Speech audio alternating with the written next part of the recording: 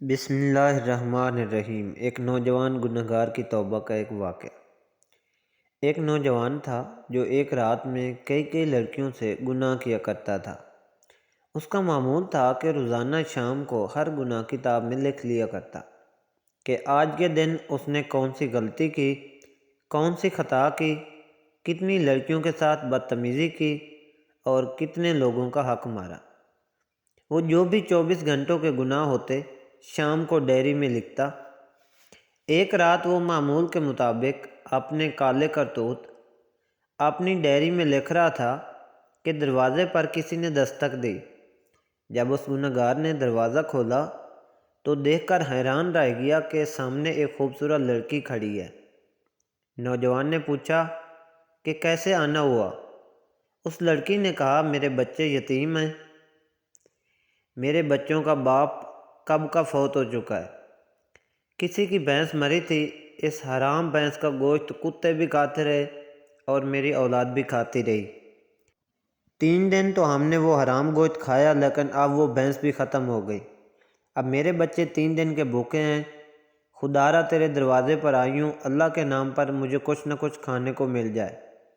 اس نوجوان نے جب اس کا حسن دیکھا تو فدا ہو بیٹھا اور کہا، اندر آ جاؤ۔ جب یہ لڑکی گھر کے اندر آئی تو اس نوجوان نے پیچھے سے دروازہ بند کر کے کنڈی لگا دی۔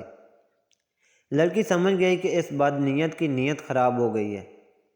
اب اس نوجوان نے کہا کہ اے لڑکی، میں تیری ہر ضرورت پوری کرنے کو تیار ہوں، تجھے کھانے پینے راشن دینے کو تیار ہوں، لیکن میری ایک شرط ہے، اور وہ شرط یہ ہے کہ میری خواہش پوری کرنی پڑے گی۔ یہ کہتے ہی اس نوجوان نے لڑکی کو اپنی طرف کھینچا تو اس لڑکی کی ایک چیخ نکلی اور زور سے پکارا، اے مصیبتوں کو دور کرنے والے رب، مجھے ذلیل انسان سے بچا لے۔ اے بلاؤں کو دور کرنے والے رب، مجھے اس ذلیل انسان سے بچا لے۔ اے میری عزت کے محافظ میرے رب، میری عزت کو بچا۔ اس لڑکی نے کہا، اے نوجوان نادان، تو مجھے موت سے غافل نظر آ رہا ہے۔ کیا تو نہیں جانتا کہ تجھ سے بڑے بڑے طاقتوروں کو موت نے نیلام کے گھاٹ میں اتار دیا؟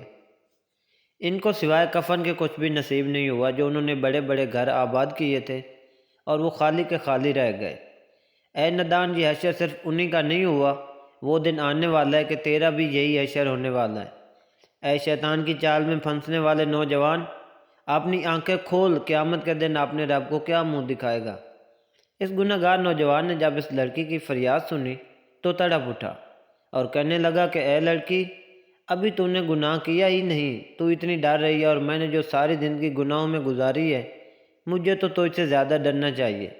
بس یہ کہتے ہی اس کے دل میں رحم آیا، اس لڑکی پہ ترس آیا اور اسے چھوڑ دیا، کھانے پینے کا سامان دیا اور رخصت کرتے ہوئے کہا، اپنے یتیم بچوں سے کہنا کہ میرے حق میں دعا کریں۔ آج سے میں پکی توبہ کر رہا ہوں، دعا کرنا اللہ میری توبہ قبول فرمائے۔ اس لڑکی نے جاتے ہوئے نوجوان کو 3 دعائیں دے دیں۔ کہا کہ اے نوجوان، اللہ تیرے تمام گناہوں کو مٹا دے، اللہ تیرے ساتھ صلح کر لے، اور جب تو مرے تو اللہ کا ہو کے مرے۔ یہ 3 دعائیں دیتے ہوئے وہ لڑکی وہاں سے چلی گئی۔ جب وہ چلی گئی تو نوجوان نے دوبارہ گناہوں والی ڈائری کھولی، اب بھی جو میں نے گناہ کیا ہے وہ بھی لکھ ڈالوں۔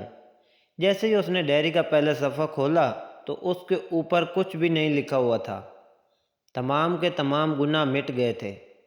نوجوان نے تمام صفحے چھان مارے، اب اس کے پچھلے سارے کے سارے گناہ مٹ گئے تھے۔ سارے صفحے اب سفید نظر آ رہے تھے۔ غیب سے ایک آواز آئی، اے نوجوان، اللہ نے ایک عورت کے ہاتھوں تیرے ساتھ صلح کر لی۔ ایک تو اللہ نے تجھے توبہ کرنے کی توفیق دے دی، دوسرا تیرے سارے گناہ معاف کر دیے۔